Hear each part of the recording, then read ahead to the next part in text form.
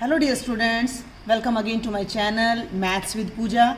Class 10th के students के final exam की रिवीजन के लिए मैं एक सैम्पल पेपर का सॉल्यूशन यहाँ आज डाल रही हूँ। और सॉल्यूशन स्टार्ट करने से पहले मेरी आप सभी स्टूडेंट्स से रिक्वेस्ट है कि अगर अभी तक आपने मेरे चैनल को सब्सक्राइब नहीं किया है तो जल्दी से सबसे पहले सब्सक्राइब कर लें, ताकि 11th क्लास और 12th क्लास में भी जब आप आगे मैथ्स पढ़ें तो आपको मेरे लेक्चर्स रेगुलर रूप से मिलते रहें। ये देखिए बेटा, ये एक सैम्पल पेपर है मैथ्स का, क्लास 10th, 3 घंटे का समय है, 80 नंबर है। इसमें क्या है, ऑब्जेक्टिव क्वेश्चंस पहले गिवन है, वैसे आपको पार्ट 2 में मिलेगा, तो इन्हें हम फटाफट ट्राई करते हैं। जितने ज़्यादा आप पेपर्स कर पाएंगे एग्जाम से पहले उतना ही अच्छा आपका रिवीजन होगा। ठीक है, तो देखते हैं सबसे पहला क्वेश्चन क्या है। दो संख्याओं का गुणनफल बराबर है HCF जमा LCM, HCF घटा HCF गुणा LCM और HCF बटा LCM, the product of two numbers. तो हम सबको ये बात पता है कि दो संख्याओं का जो गुणनफल होता है वो हमेशा क्या होता है, HCF और LCM की गुणा के बराबर होता है। तो राइट ऑप्शन ये हो जाएगा। 3/8 का दशमलव प्रसार होगा, डेसिमल एक्सपेंशन ऑफ 3/8। तो इसको करने के लिए आपने 3 को 8 से डिवाइड करना है। वर्बली कर सकते हैं, बहुत अच्छी बात है, नहीं कर सकते हैं तो 3 को बीच में रखा, 8 ना जाने की 0, 8 3 जा पॉइंट लगाया 24 6, फिर ऊपर से लिया 0, 8 7 जा 56 4, और फिर हमने ऊपर से लिया 0, तो 8 5 जा 40, तो ये आ जाएगा 0.375, जो कि बहुत ही ईजी है। थर्ड क्वेश्चन, क्या सभी वास्तविक संख्याएं एक परिमेय संख्या है? नहीं। वास्तविक, ये मैंने ना लेक्चर बनाया, उसमें 9th में भी मैंने बहुत अच्छे से समझा रखा है और 10th में भी, कि क्या वास्तविक संख्याएं देखो बेटा, वास्तविक संख्याओं को हम दो मुख्य भागों में बांट सकते हैं। एक होता है परिमेय संख्या और एक होता है अपरिमेय संख्या। इनको मिलाकर बनती है वास्तविक संख्या। अब ये कह रहा है कि क्या वास्तविक संख्याएं परिमेय होती हैं? केवल परिमेय नहीं होती हैं, वो अपरिमेय भी हो सकती हैं। तो हमारा सही उत्तर आ जाएगा नहीं। चौथा प्रश्न है, 8 9 और 25 का HCF क्या होगा? तो HCF यानी महत्तम समापवर्तक 8 है, 8 के गुणनखंड कर लो 2 गुणा 2 गुणा 2, 9 के गुणनखंड कर लो 3 गुणा 3, और 25 के गुणनखंड कर लो तो 5 गुणा 5। अब जो HCF होता है, हाईएस्ट कॉमन फैक्टर होता है, वो सभी नंबर का जो कॉमन गुणनखंड होता है, जो साझा गुणनखंड होता है, वो होता है। तो 2 इसमें है तो इनमें नहीं है, 3 यहाँ है तो इनमें नहीं है, 5 यहाँ है तो इनमें नहीं है, तो बच क्या गया? केवल 1। जिनमें कोई गुणनखंड साझा नहीं होता उनमें 1 होता है, तो इन संख्याओं का HCF 1 आ जाएगा। प्रश्न संख्या 5, द्विघात बहुपद x² + 7x - 5 के शून्यकों का योग ज्ञात करें। Find the sum of zeros of the quadratic polynomial. तो हमें जो पोलिनोमियल गिवन है वो ये है x² + 7x - 5।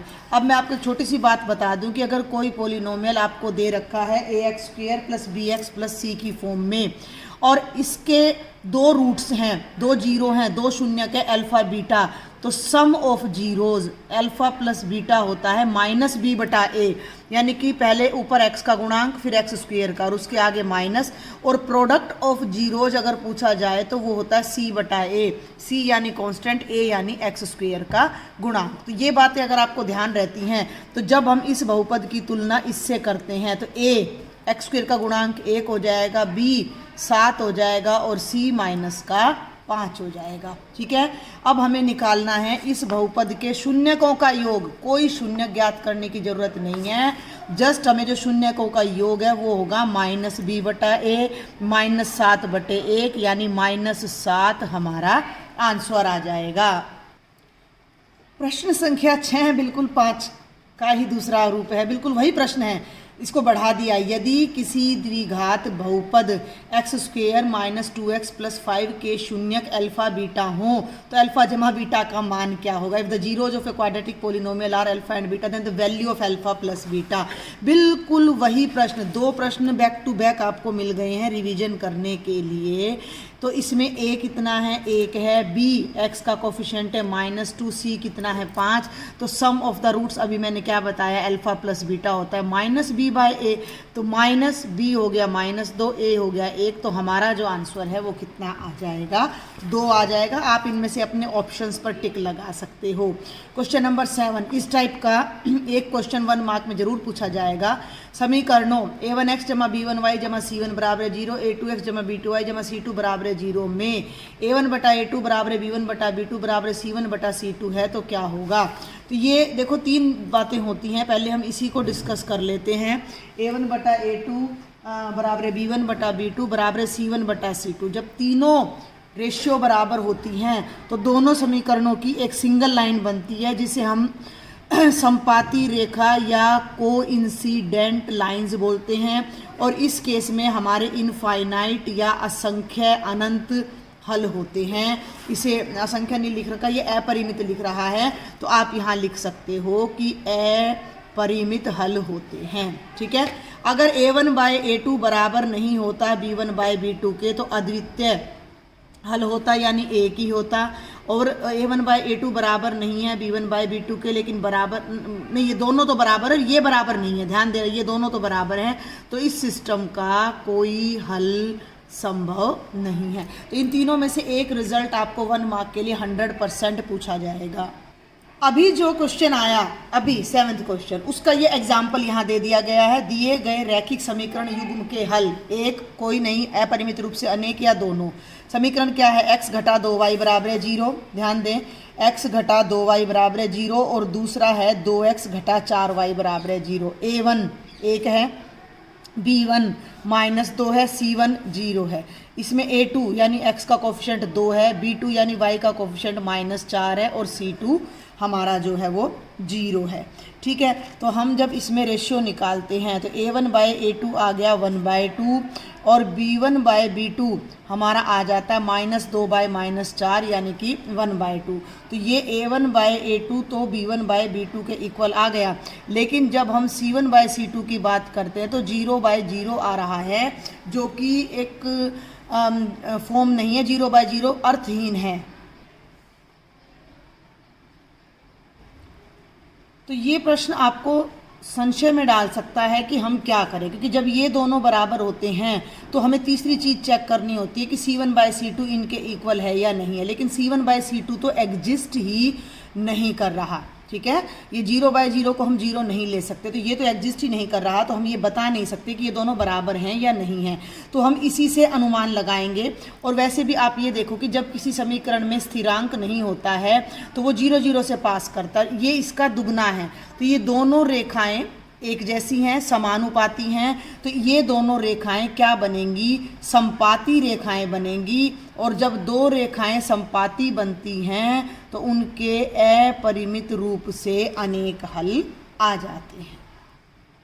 ये है बेटा क्वेश्चन नंबर 9, द्विघात समीकरण 3x² - 5x + 2 = 0 के मूल ज्ञात करें। Find the roots of this quadratic equation.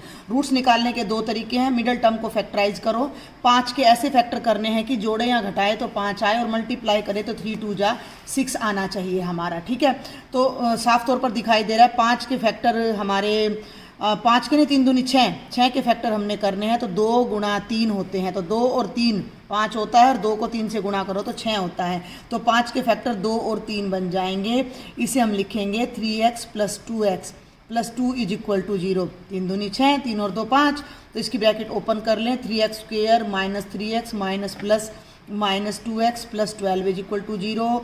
दोनों में से 3x कॉमन लिया है तो x - 1 आ जाएगा। 12 नहीं है भैया, ये 2 है, और इन दोनों में से 2 कॉमन लिया है तो x - 1 आ जाएगा। फिर इन दोनों में से x - 1 कॉमन लिया इंटू 3x - 2 = 0, तो x 1 आ जाएगा, इसको 0 रखेंगे, और यहाँ से x की वैल्यू 2/3 आ जाएगी। तो ये दोनों हमारे रूट आ जाएंगे, शून्यक आ जाएंगे, 0 आ जाएंगे। इसी पर ही देखो एक एक एक्सरसाइज से 3 4 क्वेश्चन यहाँ इकट्ठे डाले हुए हैं प्रैक्टिस के लिए। कि ये रहा 10वां, x जमा 5 की पावर 3 बराबर है x की पावर 3 - 4, एक द्विघात समीकरण है, सत्य या असत्य। तो इसको देखने से अब आपको यहाँ पावर 3 दिख रही है तो आपको लगेगा कि ये द्विघात समीकरण नहीं है, तो ऐसे देख के सवाल नहीं करना है, आइडिया नहीं लगता। इसको ओपन करो, a + b³ क्या होता है, a³ + b³ + 3a² b plus 3ab का square is equal to x³ - 4। ध्यान देना x³ से x³ कट गया, 5 का घन 125, 5 तिये 15 x², 5 25 तिये 75, x बराबर घटा 4 और ये बन गया 15x² जमा 75x जमा 121 बराबर 0। क्या ये द्विघात समीकरण है? बिल्कुल है, क्योंकि इसकी अधिकतम घात क्या है? 2 है। तो हाँ, यह एक द्विघात समीकरण है। फाइनल पेपर में आपको ये सॉल्यूशन करके दिखाने की ज़रूरत नहीं है, आप वहाँ डायरेक्ट भी इस बात को लिख के आ सकते हो। ठीक है भाई। प्रश्न संख्या 11 देखें, ये भी द्विघात से है। k का ऐसा मान ज्ञात कीजिए जिसके लिए द्विघात समीकरण x² - 4x जमा k बराबर 0 के मूल बराबर होंगे। Values of k for which this quadratic equation has equal roots. तो पहले मैं क्वाड्रेटिक इक्वेशन लिखती हूँ, x² - 4x जमा k बराबर 0। जब भी इस तरह का कोई क्वेश्चन आता है तो आपने विविक्तर निकालना है। विविक्तर होता है b² - 4ac डिस्क्रिमिनेंट। यहाँ से a की वैल्यू 1 है, b की वैल्यू -4 है, c की वैल्यू k है।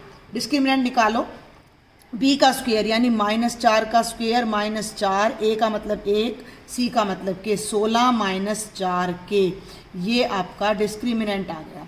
अब आपने ध्यान रखना है कि अगर डिस्क्रिमिनेंट 0 से बड़ा है तो दो अलग अलग हल होते हैं हमारे, दो अलग अलग हल होते हैं, और डिस्क्रिमिनेंट 0 है तो दोनों हल हमारे समान होते हैं। अब हमसे पूछा गया है कि k की क्या वैल्यू हो कि दोनों मूल, दोनों रूट्स, दोनों सॉल्यूशन इक्वल हो। तो दोनों सॉल्यूशन इक्वल होने के लिए d को 0 होना पड़ेगा। d का मतलब है 16 - 4k को 0 होना पड़ेगा। सिंपल इक्वेशन बन गई है, हल कर दो। 4 को इधर ले आओ, 16/4 बराबर है k। तो यहाँ से k की वैल्यू कितनी आ जाती है? 4 आ जाती है। अगर ऑप्शन गिवन है, जैसे ये रहा k की वैल्यू 4 है तो उस पर टिक लगा देंगे। अगर ऑप्शन गिवन नहीं है तो आप आंसर राइट कर देंगे। एक और क्वेश्चन द्विघात समीकरण से। द्विघात समीकरण के वास्तविक मूल अधिक से अधिक कितने हो सकते हैं? Maximum number of real roots of a quadratic equation 0, 1, 2 अनंत। द्विघात समीकरण के ज़्यादा से ज़्यादा 2 हल हो सकते हैं, तो इसका उत्तर आ जाएगा 2। त्रिघात समीकरण है, 3 से ज़्यादा उत्तर नहीं मिलेंगे। जितनी उसकी घात होती है उतने ही उसके मूल जीरोज या हल होते हैं। 2, 7, 12 डैश डैश डैश AP का 12वां पद ज्ञात करो। Find the 12th term of the AP। तो ये शॉर्ट क्वेश्चन है, इसलिए हम इन पर ज़्यादा टाइम नहीं लगा रहे हैं। A 2 है, D 7 में से 2 घटा देंगे, कितना है? 5 है, और हमें 12वां पद ज्ञात करना है। आपने यहाँ nth टर्म याद रखनी है। देखो, मेरा पर्पज है आपको सारे फॉर्मूलाज रिवाइज कराने की कोशिश करना और उनको कैसे यूज़ करना है। तो 12वां पद ज्ञात करना है, तो वो a जमा 12 में से 1 गया 1, a जमा 11 d बन जाएगा। a का मतलब है 2, d का मतलब है 5, 11 5 55 और 2 कितना आ जाएगा? 57। तो 12वां पद हमारा 57 आ जाएगा। ठीक है। 14वां, 3 के प्रथम 5 गुणजों का योग होगा। The sum of first 5 multiples of 3। 3 का पहाड़ा 5 तक, 3 एकम 3, 6, 9, 12 और 15। अब मैं आपको एक सलाह दे दूं, ये 1 नंबर का क्वेश्चन है तो आपको कोई APGP की वैसे ज़रूरत है नहीं। 4 3 9, 9 9 18, 18 और 12 30 और 15 जोड़ कितना आ जाएगा? 45। तो आपका आंसर 45 आ जाता है। ये रहा राइट ऑप्शन। अगर यही क्वेश्चन 2 नंबर में आता तो आपने इनका जोड़ ऐसे निकालना था AP से। समझ लो, दोनों बातें यहीं समझ आ जाएंगी। A कितना है? 3 है। D कितना है? 6 में से 3 गए 3 है। कितनी टर्म्स को जोड़ना है? 5 को। तो SN का फॉर्मूला क्या होता है? n/2 2a + n-1 × d। यहाँ 5 टर्म्स को जोड़ना है तो 5/2 2a, a का दुगुना a 3 है तो ये 6 हो जाएगा। 5 घटा 1 गुणा 3, इसको हल कर लो। 5/2 6, 5 में से 1 गया 4 और 4 3 12, 12 में 6 जोड़ोगे 18, 5/2 गुणा 18, 2 9 18 और 9 5 45। तो देखो कितना लंबा पड़ रहा है। तो 1 नंबर के लिए तो अगर छोटी सी संख्या हो तो आप उसको डायरेक्ट भी जोड़ सकते हो, क्योंकि आपने सॉल्यूशन शो नहीं करना होता। ये है बेटा क्वेश्चन नंबर 15। इस AP का, ये रहा, इस AP का सार्व अंतर। सार्व अंतर बताना यानी कॉमन डिफरेंस बताना। कॉमन डिफरेंस होता है second term minus first term. Second term है -1 माइनस फर्स्ट टर्म है 5, -1 - 5। थोड़ी सी भैया स्टेटमेंट में गड़बड़ लग रही है मुझे, ये -5 आएगा क्योंकि देखो ये 6 हो गया, यहाँ 4 हो गया, यहाँ 4 हो गया तो गलत है, तो यहाँ -5 आएगा। तो A2 -1, एक माइनस ऑलरेडी है और एक माइनस यहाँ है, तो ये बन गया -1 + 5, यानी कि सार्वंतर कितना आ जाएगा 4। आप यहाँ देख भी सकते हो 7 में से 3 गया 4, तो ये जो स्टेटमेंट है ये यहाँ रॉन्ग है, इसमें माइनस आना चाहिए। AP 3, 5, 7 का कौन सा पद 45 है? Which term of the AP is 45? अगला क्वेश्चन फिर से AP का है। AP है 3, 5, 7 डैश डैश। A कितना है? 3 है। D कितना है? 5 में से 3 गए 2। 45 कौन से नंबर पर आ रहा है? तो हमने मान लिया 45 n नंबर पे आ रहा है, ठीक है। तो nth टर्म का फॉर्मूला होता है A + n - 1 × D। A की जगह 3, n पता नहीं है, ऐसे का ऐसा रख दो, D की जगह 2 = 45। 3 को राइट में ले जाओ, इसको गुणा कर दो, 2 काम इकट्ठे करने, इसको इससे गुणा करो, 2n - 2। 3 को राइट में ले जाओ, 45 घटा 3, ये हो गया 2n - 2। 45 में से 3 गए 42। 2 को राइट में ले जाओ, जमा का हो जाएगा, कितना बन जाएगा 44, और n हो जाएगा 44/2 यानी 22। तो AP में कुल कितने पद हैं? 22 पद हैं। यानी कि ये जो नहीं, AP में 22 पद नहीं, ये 45 जो है वो कौन से नंबर पे आ रहा है? 22वें नंबर पे आ रहा है। आगे बढ़ते हैं बेटा, क्वेश्चन नंबर 17। इस टाइप का क्वेश्चन भी एग्जाम में 100% आता है। 2 समरूप त्रिभुजों की भुजाओं का अनुपात 4:9 है, तो इसके क्षेत्रफलों का अनुपात क्या होगा? Sides of 2 similar triangles are in the ratio 4:9, then this their area आना था, their areas are in the ratio. देखो समरूप त्रिभुज सिमिलर ट्रायंगल का रूल होता है, अगर उनकी साइड्स की रेशो दे रखी है, ठीक है, रेशो ऑफ साइड दे रखी है, भुजाओं का अनुपात 4:9 दे रखा है, और आपने निकालना है क्षेत्रफलों का अनुपात, तो वो क्या हो जाएगा? 4/9 का स्क्वायर हो जाएगा। 4 का स्क्वायर 16 और 9 का 81, तो हमारा आंसर आ जाएगा 16:81। इसमें मैं एक बात और बता दूं कि कई बार उल्टा दे देते हैं, उल्टा दे देते हैं कि क्षेत्रफलों का अनुपात 4:9 है। ध्यान देना, क्षेत्रफलों का, तो उसी त्रिभुज की भुजाओं का अनुपात ज्ञात करो। क्षेत्रफलों का अनुपात दे रखा है और भुजाओं का निकालना है, तो वर्गमूल कर देंगे, क्योंकि क्षेत्रफल बड़ा होता है। पूरा त्रिभुज देखो कितनी जगह घेर रहा है, और भुजा छोटा साइड होती है, तो ये आपने ध्यान रखना है। 4 का √2, 9 का 3, तो ये हो जाएगा 2:3। अगर क्षेत्रफल से भुजाओं पर जाना है तो दिए गए अनुपात का वर्गमूल कर देंगे। भुजाओं से क्षेत्रफल पे जाना है तो दिए गए अनुपात का वर्ग कर देंगे, स्क्वायर कर देंगे, ठीक है। छोटे से बड़े पे जाना है, स्क्वायर कर देंगे, बड़े से छोटे पे जाना है, √, कर देंगे। सभी वर्ग, कोष्ठकों में दिए गए शब्दों में सही शब्दों का प्रयोग करते हुए रिक्त स्थान भरे। सभी वर्ग खाली स्थान होते, समरूप या सर्वांग सम। अरे बहुत आसान सी बात है, ये एक वर्ग है और ये वर्ग है, क्या ये सर्वांग सम है? क्या ये एक दूसरे को ढक रहे हैं? नहीं ढक पाएंगे भाई, ये सर्वांग सम नहीं है, ये समरूप है। सभी वृत्त भी समरूप होते हैं, रूप समान है, सबकी 4 भुजाएं हैं, सबके कोण 90 डिग्री के हैं, लेकिन सबकी भुजाओं की लंबाई अलग अलग हो सकती है। Question number 19। कुछ त्रिभुजों की भुजाएं नीचे दी गई हैं, 5, 12, 15, 5, 6, 8, 8, 15, 17। इनमें से समकोण त्रिभुज कौन सा है? पहला है, दूसरा है, तीसरा है, या कोई सा नहीं है? ये रहा। अरे समकोण त्रिभुज क्या होता है? 2 भुजाओं के वर्ग का जोड़ अगर तीसरी के बराबर आ जाए, ठीक है ना। पाइथागोरस प्रमेय से हाइपोटेन्यूज स्क्वायर होता है base square plus P square. अब अगर हमें किसी त्रिभुज की 3 भुजाएं दे रखे तो उनके वर्ग कर लो सबके। 5 का वर्ग 25, देखो पहला भाग में करके दिखाती हूँ। 5 का वर्ग करोगे 25, 12 का करोगे 144 और 15 का करोगे 225। तो इन दोनों का जोड़ इसके बराबर नहीं आ रहा, इन दोनों का इसके बराबर नहीं आ रहा, तो ये ऑप्शन तो हमारा रॉन्ग है। 5, 6, 8 इनके ट्रायड होते हैं वैसे, अगर आप याद रख लो तो 5 का वर्ग 25, 6 का 36 और 8 का 64। अभी भी ना तो इन दोनों का जोड़ इसके बराबर आ रहा, ना इन दोनों का इसके किसी का नहीं आ रहा, तो ये भी हमारा आंसर नहीं है। और तीसरा ऑप्शन है 8, 15 और 17। तो 8 का स्क्वायर है बेटा 64, ये बनेगा। 15 का स्क्वायर है 225 और 17 का स्क्वायर है 289। और आप देख सकते हो कि 64 जमा 225 आप करोगे 289, यानी कि 8 स्क्वायर जमा 15 स्क्वायर बराबर है 17 स्क्वायर। तो 8, 15 और 17 को लेकर जो त्रिभुज हम बनाएंगे वो समकोण त्रिभुज बनेगा। तो हमारा राइट ऑप्शन हो जाएगा पार्ट नंबर 3। ठीक है भाई, आगे बढ़ती हूँ मैं प्रश्न संख्या 20 पर। आकृति दे रखी है, थेल्स थ्योरम का यूज किया गया। दी गई आकृति में डी ई बी सी के पैरेलल है, तो ईसी का मान ज्ञात करो। पहले मैं यहाँ आपको डायग्राम बना देती हूँ। ये डायग्राम है, ये है ट्राइंगल ए बी सी और ये साइड है डी ई। ये है 1.5, ये भुजा है 2, ये भुजा है 3 और ये आपने ज्ञात करनी है।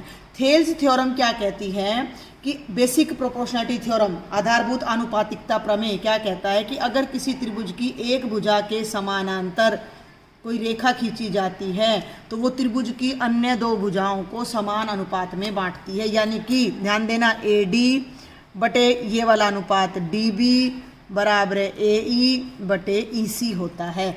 अब सब पता है आपको, ए डी पता है 1.5 है, डी बी कितना है 3 है, ये कितना है 2 है और ई सी हमें ज्ञात नहीं है, ई सी हमने ज्ञात करना है। तो इसको सॉल्व कर लो, इसका दशमलव हटा दो तो नीचे चला जाएगा 15/30 बराबर है 2 ई सी। 15 एकम 15, 15 दूनी 30, 1/2 बराबर है 2 ई सी।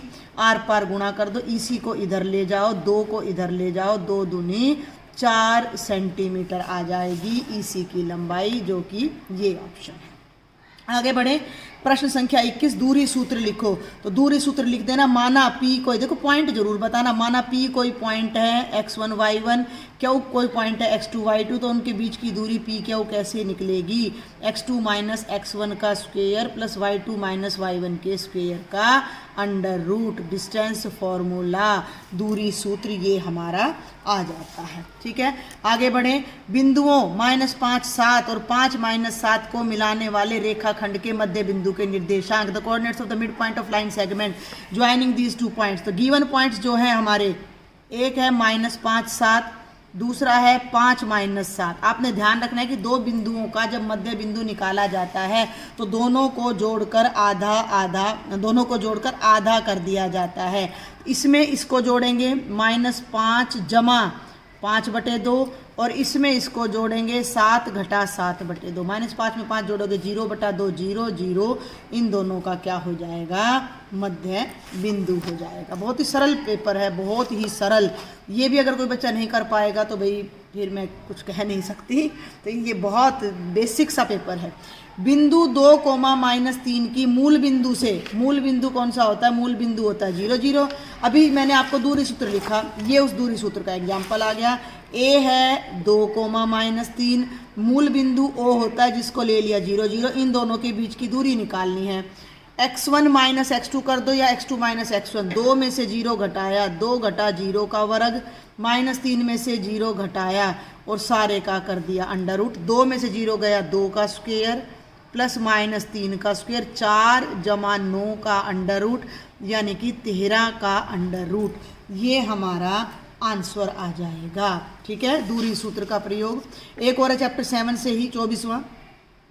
यदि रेखाखंड का मध्य बिंदु 3 4 है जिसका एक सिरा 7 -2 है तो दूसरे सिरे का निर्देशांक बिंदु ज्ञात करें।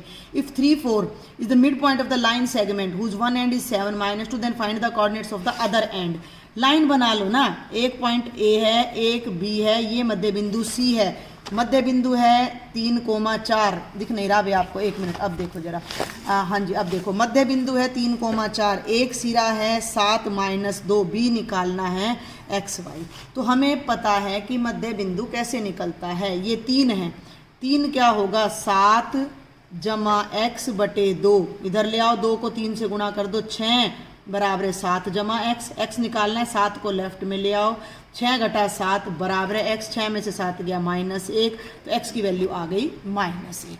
ठीक है, अब 4 मध्य बिंदु है तो वो क्या होगा? इन दोनों के जोड़ का आधा, तो -2 जमा y/2, 2 को यहाँ ले जाओ 8 बन जाएगा, -2 जमा y, -2 को यहाँ ले आओ 10 बन जाएगा। x -1 और 10y, तो b के जो निर्देशांक है वो -1 और 10 बन जाएंगे। ये एक सिरा था, ये दूसरा सिरा था और ये मध्य बिंदु था। ठीक है, आगे बढ़ते हैं। 25वां प्रश्न है, थीटा का मान बढ़ने से साइन थीटा का मान बढ़ता है, सत्य या असत्य? सत्य है। नहीं याद रहे तो अपनी टेबल याद कर लो, 0, 30, 45, 60 और 90। लेकिन हर बार ऐसा होता नहीं, आपके में होएगा 0, ये होता है 1/2, ये होता है 1/√2, वर्गमूल 3/2 और 1। तो ये बढ़ रहा है ना, ये 0 है, ये 0.5 है, इसको करोगे तो 0.7 आएगा, इसको कर लेना 0.8 समथिंग आएगा और ये 1। तो ये बढ़ता जा रहा है, जैसे से एंगल बढ़ रहा है। तो हम यहाँ क्या लिख देंगे कि ये बात आपकी सत्य है। प्रश्न संख्या 26, इससे पहले भी मैंने एक प्री बोर्ड कराया था, उसमें भी सेम क्वेश्चन था, स्टेटमेंट थोड़ी चेंज थी। Sine square 85 degree plus cos square 85 degree का मान है। देखो 85 डिग्री के मान के लिए आपको टेबल नहीं सिखाई गई है, लेकिन आपको एक फॉर्मूला बताया गया है 10वीं में कि साइन स्क्वायर थीटा जमा कोस स्क्वायर थीटा 1 होता है, थीटा चाहे कितने डिग्री का हो। जब ये दोनों एंगल सेम हैं तो इनके स्क्वायर का जोड़ हमेशा 1 होगा। ठीक है, तो 1 पर टिक लगा देना। 27वां, यदि सीकेंट थीटा बराबर है 13/12 हो तो कोट थीटा का मान ज्ञात कीजिए। Find the value of cot theta. Secant theta आपको दे दिया 13/12। देखो एक बात का आपने ध्यान रखना है कि सीकेंट थीटा क्या होता है, हाइपोटेन्यूज बटा बेस। पंडित बद्री प्रसाद हरी हरी बोलो। तो कोस थीटा होता है बेस बटा कर्ण, आधार बटा कर्ण, तो सीकेंट उसका उल्टा होता है। तो इसकी तुलना करो तो कर्ण हो गया 13, आधार हो गया 12, पाइथागोरस प्रमेय से इसको निकाल लो तो कितना आएगा 5। मैं 1 नंबर का क्वेश्चन करवा रही हूँ इसलिए मैं जल्दी कर रही हूँ, आपको पता होना चाहिए कि 13 12 का जोड़ा 5 से बनता है। अब हमारा क्वेश्चन है कोटेंजेंट थीटा का। तो कोटेंजेंट थीटा क्या होता है, आधार बटे लंब। आधार है 12, लंब है 5, तो आपका उत्तर आ जाएगा 12/5। आपको और कुछ भी नहीं करना है, बहुत ज़्यादा समय इस क्वेश्चन पर नहीं लगाना है। आगे बढ़े। एक वृत्त की कितनी स्पर्श रेखाएं हो सकती हैं? अपरिमित रूप से अनेक हो सकती हैं। तो 28वां बहुत ही आसान है, तो हम यहाँ लिख देंगे अपरिमित हो सकती हैं।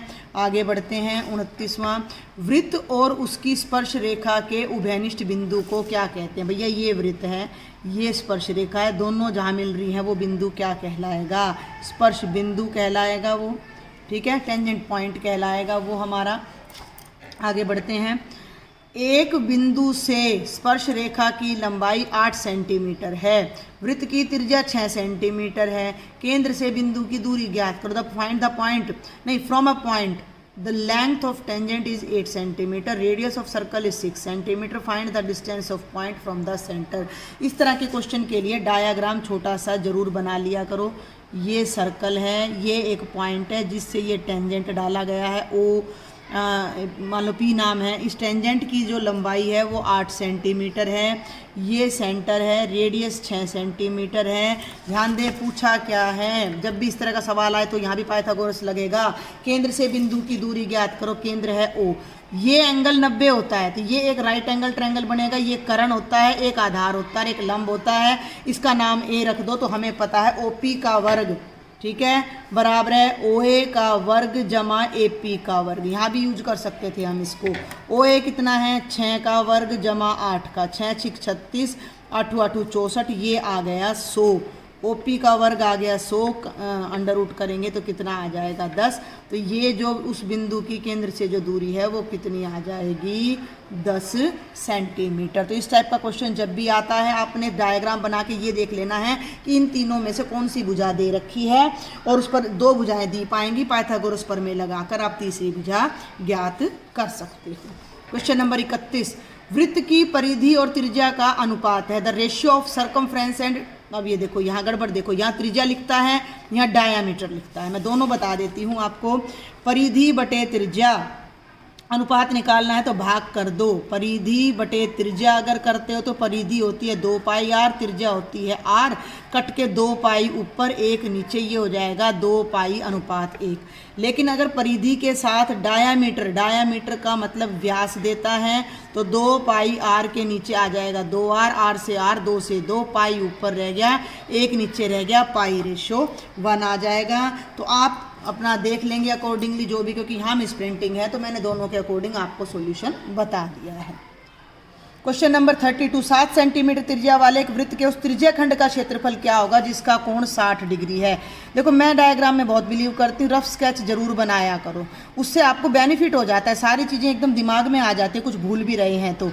7 सेंटीमीटर तो त्रिज्या है, ये एंगल 60 डिग्री है और ये पूरा क्षेत्रफल आपने निकालना है। तो त्रिज्या खंड का क्षेत्रफल आपको याद दिला दूँ, होता है θ/360 गुणा πr²। थीटा की वैल्यू है 60/360 और पाई आंसर में नहीं है तो 22/7। r² का मतलब 7 2 बार, 60 छिक्के, 7 से 7 कट गया, 2 तिया 6 11, 11 सत्ते 77 ऊपर आ जाएगा और नीचे 3 आ जाएगा वर्ग सेंटीमीटर। ये इस त्रिज्या खंड का सेक्टर का एरिया है, तो ये हमारा 77/3 राइट ऑप्शन है। क्वेश्चन नंबर 33 वर्बल है। r त्रिज्या और h ऊंचाई वाले शंकु का वक्र पृष्ठीय क्षेत्रफल, तो शंकु का यानी कोन का कर्ड सरफेस एरिया, बहुत सिंपल सा फॉर्मूला 9वीं में आ जाता है, πr/l होता है। त्रिज्या क्या, r त्रिज्या वाले गोले का आयतन, तो गोले का यानी स्फीयर की volume, the volume of sphere होती है 4/3 πr³। आगे बढ़ते हैं क्वेश्चन नंबर 35 पर। बिल्कुल बेस क्लियर हो रहा है यहाँ पर आपका इन क्वेश्चंस को करने से। एक घन का आयतन 1728 घन सेंटीमीटर, उसकी भुजा क्या होगी। The volume of a cube is 1728 centimetre cube, the length of the edge. मान लो घन की भुजा ए है तो आयतन कितना होगा, ए क्यूब कितना है 1728। क्यूब हटाने के लिए दोनों तरफ हमें करना पड़ता है घनमूल, तो 3 से 3 कट गया, ए आ जाएगा 1728 का घनमूल। अब 1728 का घनमूल आपको निकालना आना चाहिए, नहीं आता है तो आप इसके फटाफट से जल्दी जल्दी करके अब भाज्य गुणनखंड करें। 2 8 16, 2 छिक्के 12, 2 चौके 8, 4 3 2, 2 दूनी 4 6 और भैया 2 एकम 2 8 4, ध्यान देंगे 27 और 27 के टुकड़े होते हैं 3 तिया 9 तिये 27। ठीक है भाई, तो 1728 में एक टुकड़ा ये बनेगा 3 का, एक ये बनेगा और एक ये बनेगा, तो ये बनेगा 2 × 2 × 3, 2 दूनी 4 तिये 12। तो उस घन की भुजा 12 सेंटीमीटर आ जाएगी, ये रही 12 सेंटीमीटर आपका राइट ऑप्शन। प्रश्न संख्या 36, निम्न आंकड़ों का क्या माध्यक है, व्हाट इज द मीडियन। देखो अब माध्यक ज्ञात करने के लिए, मेरी बात आप ध्यान से सुनना जब तक मैं स्टेटमेंट लिख रही हूँ। माध्यक ज्ञात करने के लिए आंकड़ों को बढ़ते या घटते क्रम में लिखना बहुत जरूरी। सबसे पहले लिखो 6, फिर लिखो 13, फिर लिखो 15, फिर लिखो 24, फिर लिखो 25, फिर लिखो 28 और फिर लिखो 30। गिन लो 1 2 3 4 5 6 7, 1 2 3 4 5 6 7, जो बिल्कुल बीच में आएगा 3 इधर छोड़ दो, 3 इधर छोड़ दो, बिल्कुल बीच में क्या आया है 24। तो माध्यक हमारा कितना हो जाएगा 24। आगे बढ़ूँ मैं, क्वेश्चन नंबर 37, बहुलक बराबर है 3 गुणा माध्यक घटा 2 गुणा माध्य। ये डायरेक्ट फॉर्मूला होता है, आप इसको याद भी रख सकते हो, किसी भी तरह से ये घुमा कर पूछा जा सकता है। बहुलक बराबर है 3 गुणा माध्यक घटा 2 गुणा माध्य। प्रश्न संख्या 38, इसकी स्टेटमेंट मैं राइट नहीं करूँगी। किसी प्रयोग की सभी प्रारंभिक घटनाओं की प्रायिकता का योग 1 है। The sum of the probabilities of all elementary events of an experiment is 1। और क्वेश्चन नंबर 39, यदि प्रोबेबिलिटी ऑफ ए नहीं 0.04 है तो प्रोबेबिलिटी ऑफ ए का मान। तो देखो आपको ये पता होना चाहिए कि ए के होने की प्रायिकता और ए के नहीं होने की प्रायिकता का जोड़ 1 होता है। ए की प्रायिकता हमने निकालनी है, नहीं होने की 0.4 है, इसको राइट में ले जाओ तो ये हो जाएगा 1 माइनस 0.04 और ये 0.96 आ जाएगा। आप घटा के देख लेना। और ये बेटा जी हमारे ऑब्जेक्टिव क्वेश्चंस का लास्ट है। पासे को एक बार फेंकने पर, फेंकना एक ही बार है, संख्या 7 आने की प्रायिकता क्या होगी। What is the probability getting a number 7 when a die is thrown once. 7 आना, जब एक बार हम पासे को फेंकते हैं तो 7 आ ही नहीं सकता, नहीं आ सकता, तो आपकी प्रायिकता क्या हो जाएगी 0 हो जाएगी। तो 40th क्वेश्चन का आंसर 0 आ जाएगा। तो ये बेटा एक सैम्पल पेपर के मैंने 40 के 40 ऑब्जेक्टिव क्वेश्चंस करवाए हैं। किसी डाउट के लिए आप मुझे कमेंट बॉक्स में लिखो। भाई चैनल को जरूर सब्सक्राइब कर लेना और इसका आगे का भाग मैं जल्दी ही अपलोड करती हूँ। और अगर मेरे लेक्चर आपको पसंद आते हैं then share with maximum students. Thank you.